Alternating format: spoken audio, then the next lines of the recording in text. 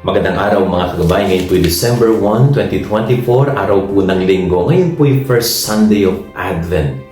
At ang unang linggo ng Adviento, pag sinindihan po natin ang kandila sa Advent Rite, ang kandila na ito ay nagpapaalala ng pag-asa.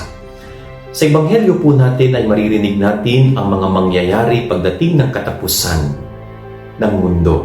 Magkakaroon ng pagdilim, pagyanig, pag-ugong, at talaga pong nakakatakot. At sa mga pangyayari ngayon, makikita daw ang anak ng tao na bumababa mula sa alapaap. Ito po'y napakaganda pong paalala sa atin na sa kabila ng mga hindi magagandang mangyayari pagdating ng panahon, pagtapos ng lahat dito sa mundo, nandyan ang ating Panginoon na siyang pag-asa natin. Kaya napakaganda po na isipin natin na hindi natatapos sa hindi magandang kwento ang ating buhay, kundi natatapos sa kwento na punong-puno ng pag-asa sa Diyos. Kaya panawagan po sa atin, ilagay natin ang pag-asa natin sa Diyos, sa Kanya tayo umasa.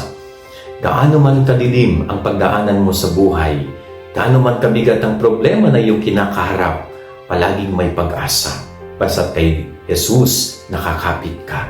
Yan ang ating gabay-aral ngayong maghapon. God bless po sa inyo lahat. Pagpalain kayo ng Panginoon.